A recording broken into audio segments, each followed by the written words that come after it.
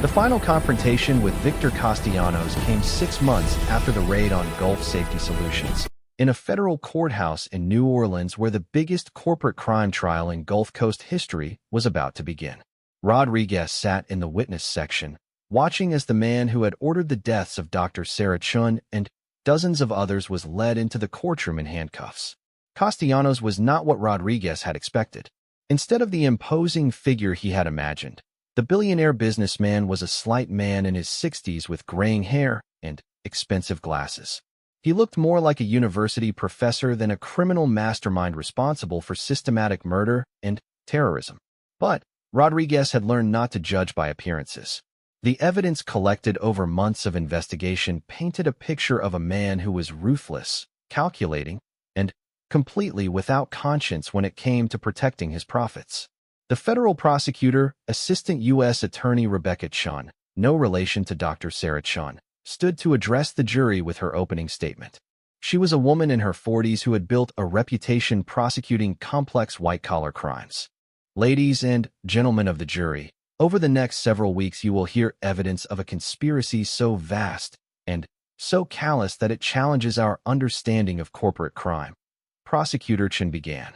The defendant, Victor Castellanos, organized and operated a criminal enterprise that systematically murdered federal safety inspectors, corrupted offshore safety systems, and put the lives of thousands of oil platform workers at risk. Rodriguez watched as she outlined the scope of the conspiracy. The evidence was overwhelming.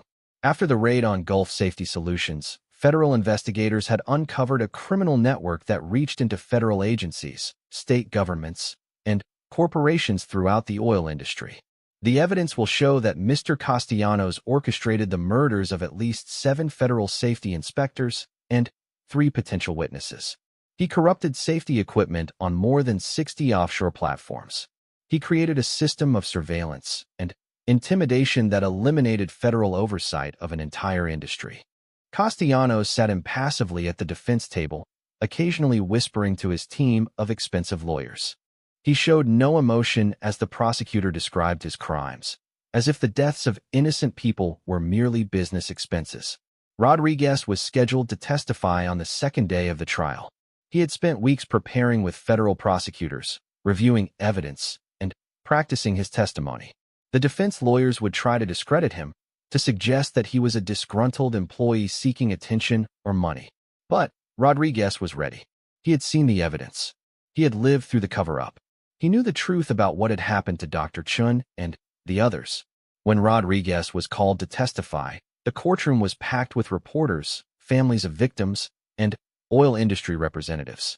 The case had attracted national attention as a symbol of corporate corruption and regulatory failure. Captain Rodriguez, Prosecutor Chun began. Please tell the jury about your role on Deepwater Alpha on the day Dr. Sarah Chun arrived for her safety inspection. Rodriguez spoke clearly and calmly, describing Dr. Chun's investigation and the safety violations she had discovered. He explained how the helicopter crash had seemed like a tragic accident until he began investigating the maintenance records. What did you discover when you examined the safety systems on your platform? The prosecutor asked. I found that critical safety equipment had been systematically compromised over a period of 2 years. Emergency lighting was non-functional. Backup power systems hadn't been tested. Emergency response equipment was missing essential components. Rodriguez continued his testimony, describing how Carlos Mendez had provided evidence of the conspiracy and how Mendez had later been murdered to silence him. He explained the sophisticated surveillance network that had been monitoring federal inspectors and platform operations. During cross-examination, Castellanos' defense attorney tried to portray Rodriguez as an unreliable witness who had fabricated evidence to avoid responsibility for safety violations on his own platform. Captain Rodriguez, isn't it true that you were facing potential criminal charges for safety violations on Deepwater Alpha? No, that's not true. The safety violations were caused by deliberate sabotage, not negligence on my part. But you had a motive to blame someone else for problems on your platform, didn't you? Rodriguez looked directly at the defense attorney. My only motive was to find out why Dr. Chun and 5 other innocent people died. The evidence speaks for itself. The defense attorney continued attacking Rodriguez's credibility, suggesting that his investigation was biased and that the evidence had been misinterpreted. But Rodriguez remained calm and consistent in his answers, sticking to the facts he had observed. After Rodriguez's testimony, the prosecution called a series of expert witnesses who explained the technical aspects of the conspiracy. FBI forensic accountants showed how Castellanos had used a network of shell companies to hide the financial aspects of his operation. Coast Guard investigators testified about the helicopter crash, explaining how they had eventually recovered Pelican 7 from the bottom of the Gulf. The wreckage showed clear evidence of sabotage. Critical engine components had been deliberately weakened to cause catastrophic failure at a predetermined time. Dr. Amanda Torres, the medical examiner who had originally missed signs of murder in the deaths of federal inspectors, testified about how she had been pressured to expedite examinations and avoid thorough investigations. I was told that extensive investigations would interfere with important federal safety inspections, Dr. Torres testified. I now realize that this pressure was part of the conspiracy to cover up the murders. Federal agents who had participated in the raids on Castellanos' facilities testified about the evidence they had discovered. They described the surveillance equipment, the manufacturing facility for counterfeit safety equipment, and the detailed files on potential assassination targets. Perhaps the most damaging testimony came from Paul Davidson, the regional manager who had fled to the Cayman Islands after the investigation began. Federal agents had eventually tracked him down and convinced him to cooperate in exchange for a reduced sentence. Davidson testified that Castellanos had personally ordered the murders of federal inspectors and had supervised the systematic corruption of safety systems throughout the Gulf. Mr. Castellanos made it clear that federal inspectors were a threat to the profitability of our operations, Davidson testified. He said that sometimes business problems required permanent solutions. Davidson described how the conspiracy had operated, using legitimate maintenance operations as cover for installing surveillance equipment and compromising safety systems. He explained how federal inspectors had been targeted for surveillance and eventual elimination. We identified inspectors who were particularly thorough or persistent. Those individuals were marked for special attention. If they couldn't be corrupted or intimidated, other measures were considered. The defense tried to discredit Davidson by pointing out his plea agreement and suggesting that he was lying to reduce his own sentence. But Davidson's testimony was corroborated by extensive documentation and physical evidence.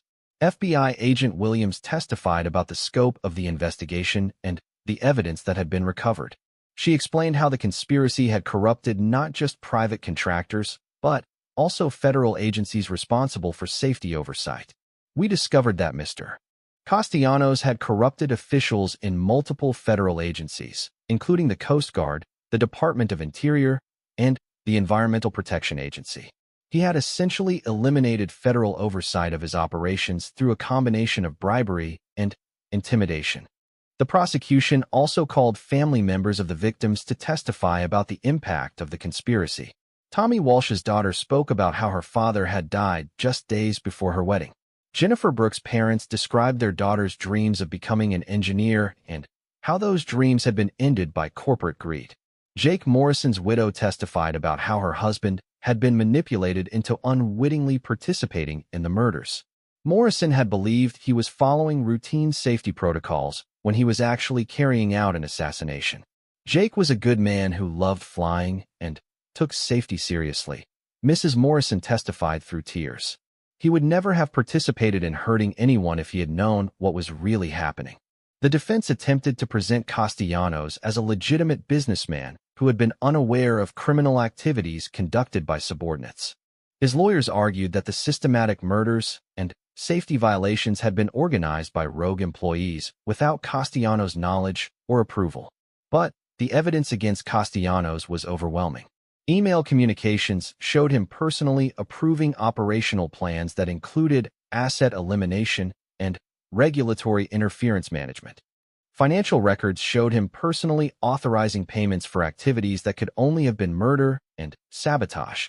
During the prosecution's closing argument, Assistant U.S. Attorney Chen summarized the case against Castellanos. The evidence has shown you that Victor Castellanos organized and supervised a criminal conspiracy that murdered innocent people and put thousands of lives at risk. He turned safety equipment into weapons of corporate terrorism. He corrupted federal agencies and eliminated federal oversight of an entire industry. She paused and looked directly at the jury. The defendant wants you to believe that he was an innocent businessman who didn't know what his employees were doing. But the evidence shows that he personally ordered these murders. He personally approved the systematic corruption of safety systems. He personally created a climate of terror designed to eliminate anyone who threatened his profits. The defense's closing argument attempted to cast doubt on the prosecution's evidence and portray Castellanos as a scapegoat for problems throughout the oil industry. The prosecution wants you to believe that one man was responsible for every problem in offshore safety operations, the defense attorney argued. But the evidence shows that these were industry-wide problems caused by budget pressures and regulatory confusion, not deliberate criminal conspiracy. The jury deliberated for 3 days. During that time, Rodriguez stayed in New Orleans, waiting for a verdict that would determine whether Dr. Chin's killers would face justice. On a rainy Thursday afternoon, the jury returned with their verdict. Rodriguez was in the courtroom when the foreman stood to read the decision. On the charge of conspiracy to commit murder, we find the defendant guilty. On the charge of murder in the first degree in the death of Dr. Sarah Chun, we find the defendant guilty. The foreman continued reading guilty verdicts on all 37 counts of the indictment. Castellanos was found guilty of multiple counts of murder, conspiracy, terrorism, and federal safety violations. Rodriguez felt a weight lift from his shoulders as he heard the verdicts. Justice had finally been served for Dr. Chun, Carlos Mendez, Jake Morrison, and all the other victims of Castellanos' conspiracy. Judge Patricia Williams sentenced Castellanos to life in prison without the possibility of parole. She also ordered him to pay over $500 million in restitution to victims' families and for the cost of replacing compromised safety equipment throughout the Gulf. Mr. Castellanos, your crimes represent a fundamental betrayal of the public trust, Judge Williams said during sentencing. You turned safety equipment into instruments of death. You corrupted federal agencies responsible for protecting American workers.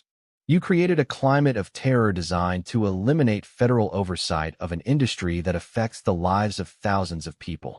After the sentencing, Rodriguez stood outside the courthouse with Agent Williams and other investigators who had worked on the case. The investigation had taken nearly 2 years and had resulted in the conviction of over 30 people involved in the conspiracy. What happens now? Rodriguez asked. Now we continue the cleanup, Williams replied. Every piece of safety equipment on every platform in the Gulf has to be inspected and replaced if necessary. We're looking at billions of dollars in costs and years of work. Rodriguez thought about the oil platform workers who were still doing dangerous jobs in an industry that had been systematically corrupted. Will this prevent something like this from happening again? Williams was quiet for a moment before answering. I hope so. But as long as there are enormous profits involved and limited oversight, there will always be people willing to cut corners and eliminate obstacles. The best we can do is remain vigilant and make sure that when crimes like this occur, the perpetrators face justice.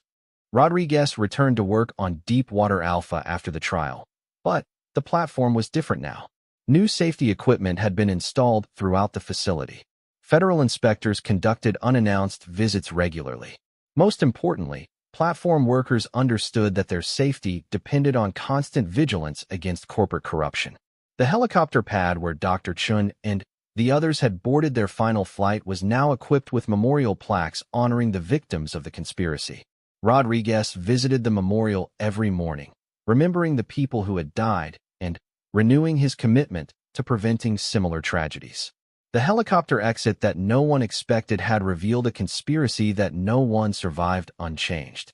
Dr. Chin's investigation had ultimately succeeded in exposing the corruption she had died trying to uncover. Her death and the deaths of the others had not been in vain. But Rodriguez knew that the fight for offshore safety would continue. Corporate greed and regulatory corruption were ongoing threats that required constant vigilance. The price of safety was eternal watchfulness, and the cost of negligence was measured in human lives. As he stood on the helipad watching the sun set over the Gulf of Mexico, Rodriguez thought about the families who had lost loved ones to Castellanos' conspiracy. Their helicopter exit had been carefully planned and ruthlessly executed, but their sacrifice had ultimately led to justice. The story of Pelican 7 was finally complete. No one had survived the helicopter crash, but the truth about their deaths had survived to ensure that such tragedies would be much harder to commit in the future. Captain Marcus Rodriguez spent the next 3 days going through every maintenance record on Deepwater Alpha with obsessive thoroughness. What he found made his blood run cold. The problems Dr. Sarah Chun had discovered were just the tip of the iceberg, hidden in routine paperwork and buried under bureaucratic language. Rodriguez uncovered a pattern of systematic negligence that went back nearly 2 years. Safety equipment had been signed off as repaired when no work had been done. Inspection reports had been falsified. Critical maintenance schedules had been ignored or delayed far beyond acceptable limits. The helicopter pad lighting system that Dr. Chin mentioned wasn't just behind on maintenance. It had been completely non-functional for 8 months. If Morrison had needed to land in darkness or poor visibility, the platform would have been unable to guide him safely. Even more disturbing, Rodriguez discovered that the platform's emergency response equipment had been quietly stripped of essential components over the past year. Emergency oxygen supplies were 20% below required levels. The backup power systems for safety equipment hadn't been tested in 6 months. Most shocking of all, the emergency radio beacon that was supposed to activate automatically in case of platform evacuation had been disabled for routine maintenance and never reactivated. Someone had been systematically compromising the platform's safety systems while making it look like everything was operating normally. The paperwork was expertly falsified, professional enough to fool routine inspections, but detailed enough to show deliberate intent. Rodriguez sat in his office at 2 in the morning, staring at the evidence spread across his desk. His coffee had gone cold hours ago, but he couldn't stop reading. Each document revealed another piece of a puzzle that painted a terrifying picture. A knock on his door made him look up. Carlos Mendez, the platform's maintenance supervisor, stood in the doorway looking nervous. "Captain, I need to talk to you about something," Mendez said, glancing around to make sure they were alone. Rodriguez gestured to a chair. "What's on your mind, Carlos?" Mendez closed the door and sat down heavily. He was a man in his 50s who had worked offshore platforms for most of his adult life. His hands were permanently stained with grease and oil, and his face showed the weathering of 2 decades in the Gulf sun. "I heard you've been looking through maintenance records," Mendez said quietly. "That's right. Dr. Chun found some irregularities before she died. I'm trying to understand what happened." Mendez was quiet for a long moment, staring at his hands. When he looked up, his expression was troubled. "Captain, I've been wanting to tell someone about this for months, but I didn't know who to trust." "Tell me what." "The maintenance problems didn't start by accident.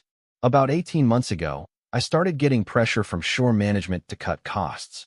At first, it was reasonable stuff.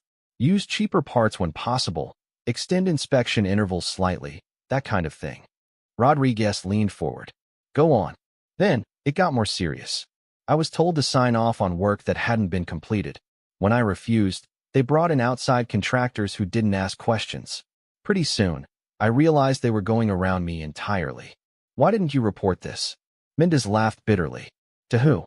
"The orders were coming from regional management. When I tried to push back, I was told that budget cuts were necessary to keep the platform profitable. If I couldn't work within the new constraints, they could find someone who would." Rodriguez felt anger building in his chest. "So you just went along with it?" "I have a family, Captain.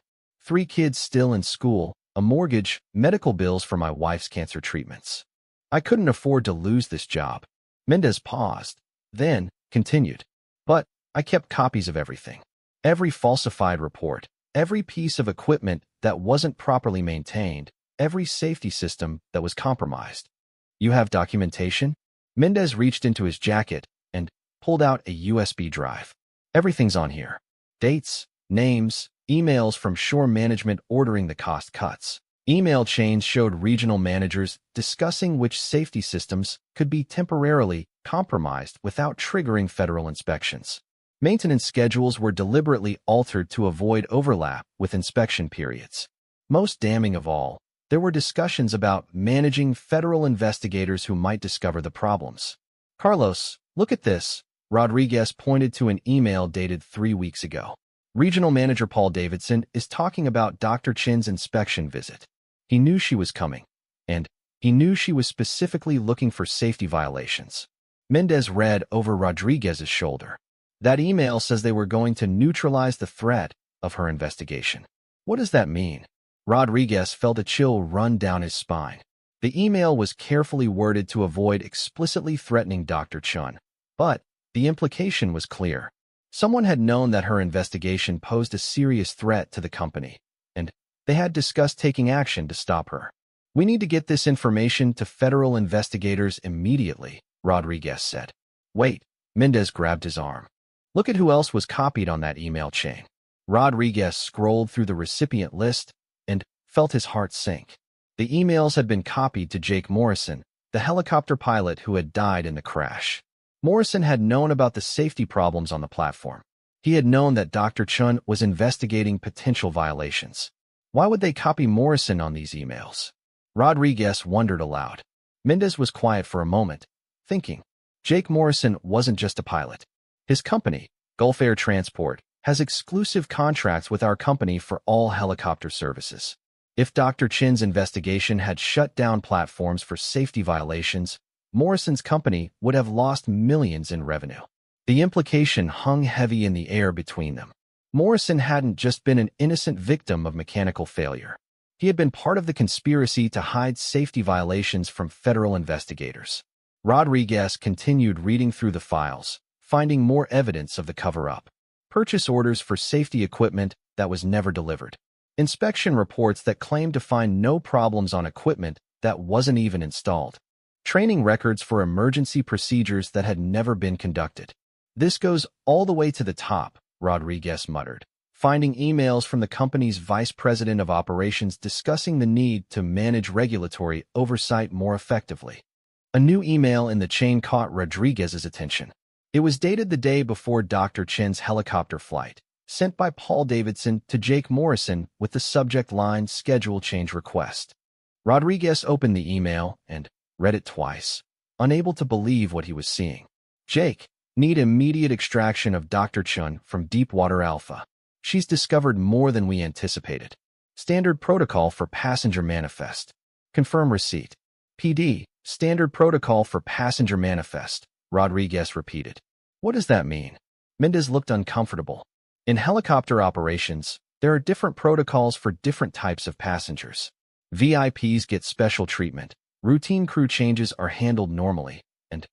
And what? High-risk passengers get special handling. People who might be dangerous to the platform or company operations. Rodriguez felt sick to his stomach. The email was carefully worded to avoid explicit instructions, but the meaning was clear. Morrison had been told that Dr. Chun was a high-risk passenger who needed to be handled according to special protocols. We need to examine Morrison's helicopter, Rodriguez said. The Coast Guard hasn't found it yet. It's somewhere on the bottom of the Gulf. Rodriguez stood up and began pacing around his small office. There has to be evidence. Morrison couldn't have sabotaged his own helicopter without leaving some trace. Actually, Mendez said slowly, there might be something. Morrison's company keeps detailed maintenance records for all their aircraft. If someone tampered with his helicopter, it would show up in the pre-flight inspection data. Rodriguez grabbed his phone and called the Coast Guard investigation team. After being transferred 3 times, he finally reached the lead investigator. Commander Thompson, this is Captain Rodriguez from Deepwater Alpha. I have new information about the helicopter crash that I think you need to see. What kind of information? Evidence that suggests the crash wasn't accidental. I need to know if you've recovered any maintenance records from Morrison's helicopter company. There was a pause. Captain, I can't discuss details of an ongoing investigation over the phone. But if you have evidence relevant to our inquiry, you should come to shore immediately. I'll be on the next crew boat, Rodriguez said. After hanging up, Rodriguez looked at Mendez. I want you to come with me. The investigators need to hear your story directly. Mendez nodded reluctantly. What about the platform? We can't both leave at the same time. I'll arrange for temporary coverage. This is more important than daily operations. Rodriguez spent the next hour making arrangements for their departure. The regular crew boat wouldn't arrive for 2 days, but he convinced the captain of a supply vessel to take them to shore as passengers. As they prepared to leave the platform, Rodriguez took one last look at the helipad where Dr. Chun and the others had boarded their final flight. The wind was calm now, and the morning sun made the Gulf look peaceful and inviting. It was hard to believe that such a beautiful place had been the scene of multiple murders, because Rodriguez was now convinced that's what they had been. The helicopter crash hadn't been caused by random mechanical failure. It had been a carefully orchestrated assassination disguised as an accident. The supply boat trip to shore took 6 hours. During the journey, Rodriguez and Mendez continued reviewing the evidence they had gathered. Each new piece of information strengthened their theory that a conspiracy had been organized to silence Dr. Chen's investigation. When they reached the Coast Guard station in New Orleans, Commander Thompson was waiting for them. He was a career military officer with 30 years of experience investigating maritime accidents. His expression was grim as Rodriguez explained what they had discovered. "These are serious allegations," Thompson said after reviewing the USB drive contents. "If you're correct, we're looking at multiple counts of murder and federal safety violations." "What's your assessment of the helicopter crash?" Rodriguez asked. Thompson hesitated before answering. "Off the record, our preliminary investigation found some anomalies. The engine failure was catastrophic and sudden, which is unusual for that type of aircraft. We haven't been able to locate the wreckage yet, but when we do, we'll be looking for evidence of sabotage." "What about Morrison's maintenance records?" "That's where things get interesting. Morrison's company claims their records were destroyed in a computer system failure 3 days after the crash. Very convenient timing." Rodriguez exchanged a look with Mendez. The destruction of maintenance records wasn't a coincidence. Someone was systematically eliminating evidence that could expose the conspiracy. "Commander, I think Dr. Chen's investigation uncovered something bigger than safety violations on our platform. I think she discovered a company-wide conspiracy to falsify safety records and eliminate federal oversight." Thompson nodded slowly. "We've been thinking the same thing. Dr. Chen wasn't the first federal inspector to die in suspicious circumstances. Over the past 2 years, 3 other investigators have died in accidents while conducting safety inspections of offshore facilities." The scope of the conspiracy was becoming clear. It wasn't just about one platform or one inspection. It was a systematic effort to eliminate federal safety oversight of the entire offshore oil industry.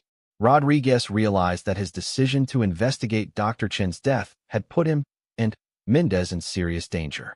If someone was willing to kill federal investigators to protect their secrets, they wouldn't hesitate to eliminate 2 platform workers who had discovered the truth. "What happens now?" Rodriguez asked. "Now we build a case that will stand up in federal court," Thompson replied. "But I have to warn you, this investigation will take months, possibly years. The people responsible have significant resources and political connections. They won't give up without a fight."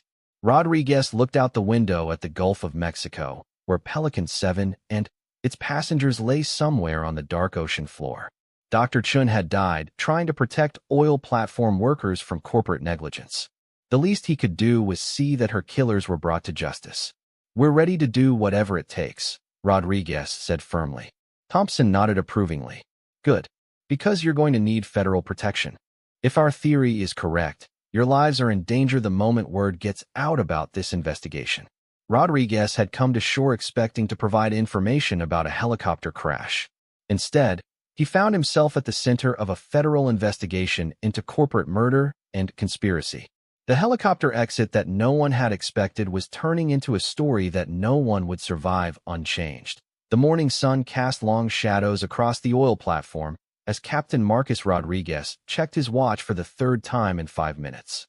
The helicopter was late, and that made him nervous.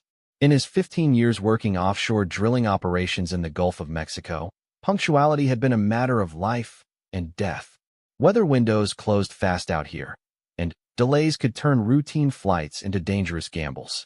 Rodriguez stood on the helipad of Deepwater Alpha, a massive drilling platform located 60 miles southeast of New Orleans. The platform rose from the ocean like a steel city, its derricks and cranes reaching toward the cloudy sky. Below, the Gulf stretched endlessly in every direction, its surface choppy under a stiff morning breeze. "Control, this is Rodriguez. Any word on that bird?" He spoke into his radio. "Copy, Marcus. Pelican 7 is 20 minutes out. Weather's looking dicey to the west, though. Might be pushing it close," came the reply from the platform's communication center. Rodriguez frowned and looked toward the western horizon where dark clouds were building. Hurricane season was still months away, but spring storms in the Gulf could be just as dangerous. He had seen perfectly calm mornings turn into nightmares of wind and rain in less than an hour. The helicopter arriving today was carrying 6 passengers back to shore. Most were routine crew changes, but one passenger made Rodriguez particularly anxious. Dr. Sarah Chun was a federal safety inspector who had been on the platform for 3 days, conducting what she called a routine evaluation. Rodriguez knew better. Nothing about Dr. Chin's visit had been routine. She had asked uncomfortable questions about maintenance schedules, questioned safety protocols, and spent hours reviewing incident reports. Yesterday, she had requested access to the platform's black box data, something that had never happened in Rodriguez's experience. Whatever Dr.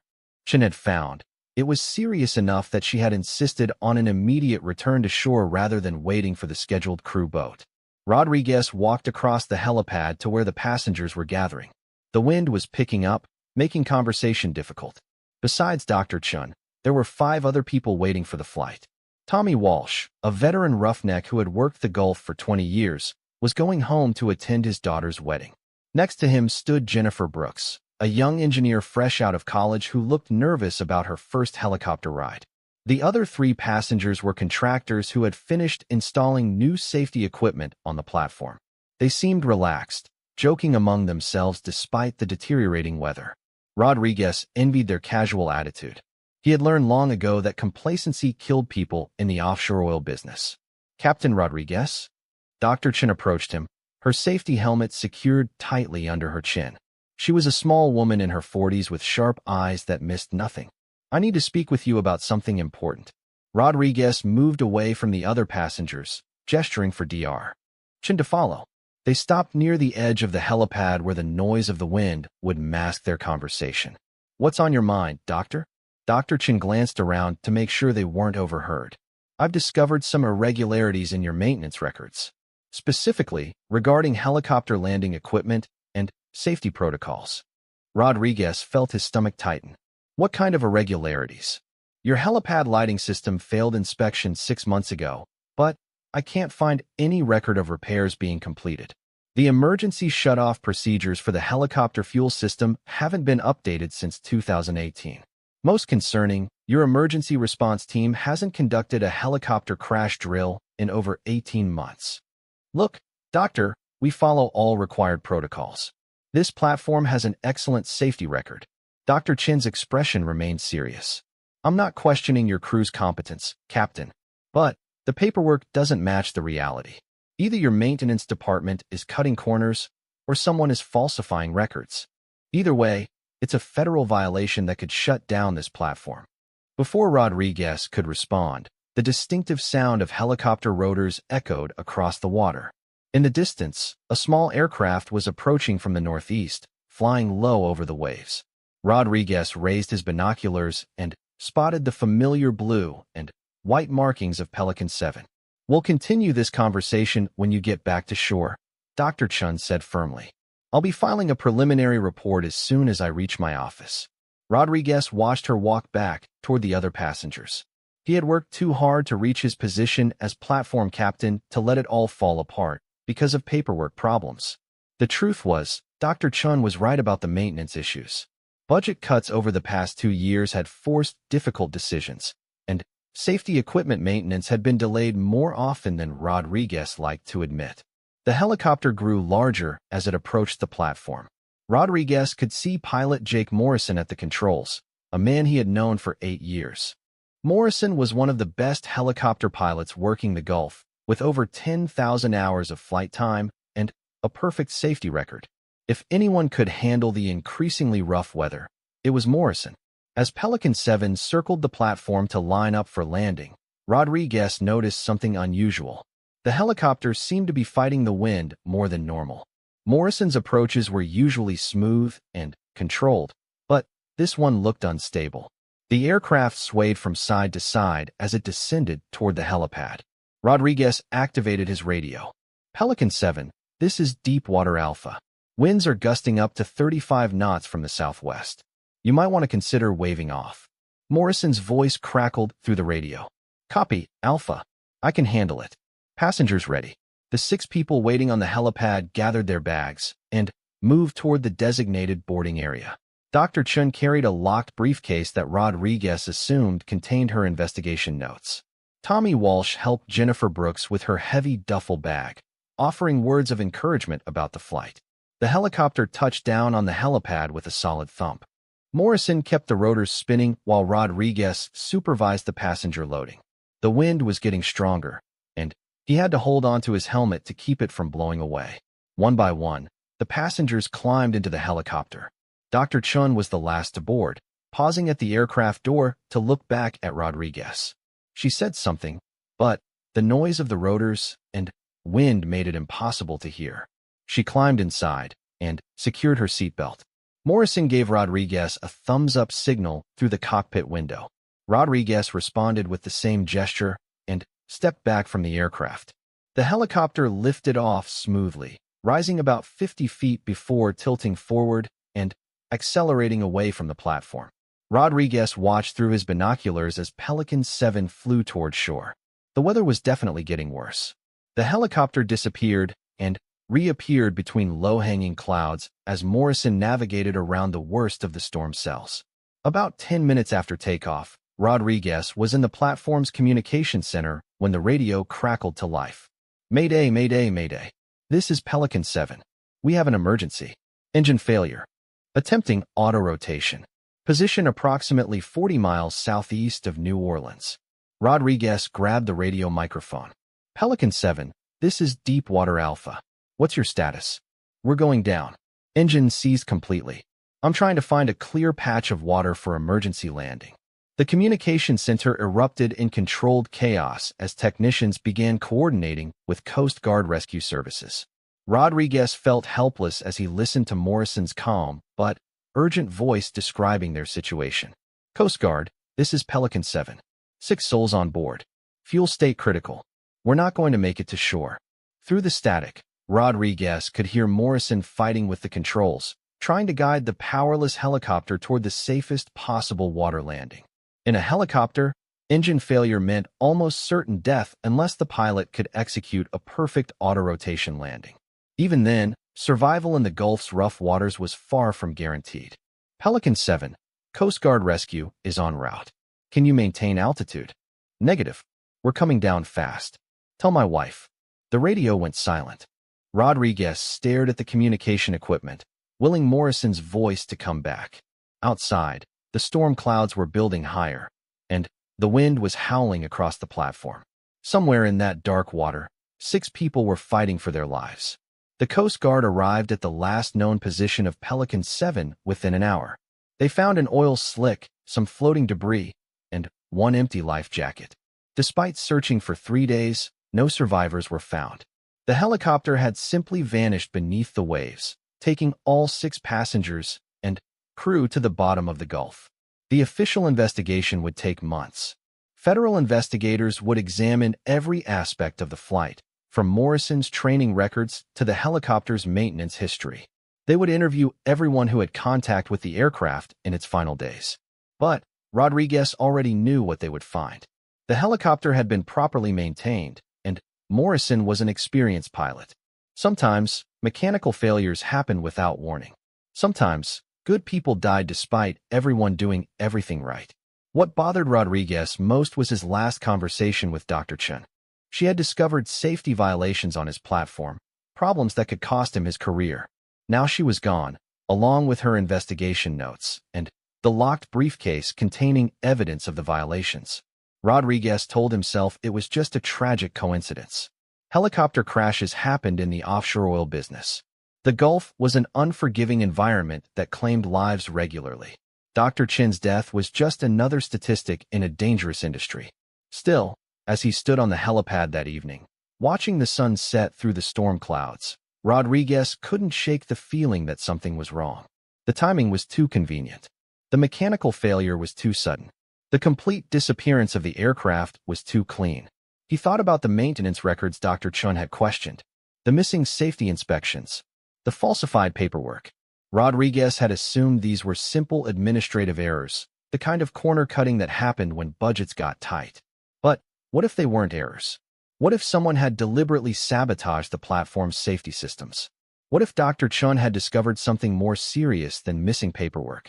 Rodriguez shook his head, trying to dismiss such thoughts.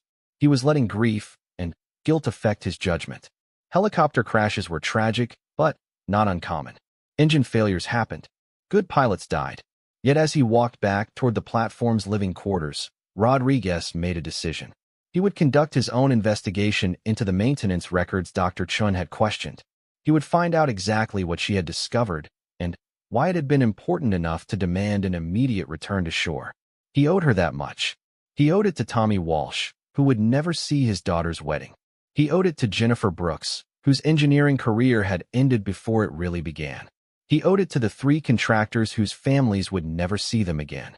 Most of all, he owed it to Jake Morrison, whose perfect safety record had ended in the dark waters of the Gulf of Mexico. Rodriguez didn't know it yet, but his investigation would uncover a conspiracy that reached from the oil platform to the highest levels of the company. He would discover that Dr. Chin's death was no accident, and that the helicopter crash was just the beginning of a cover-up that had been years in the making. The story of Pelican 7 was far from over. It was just beginning.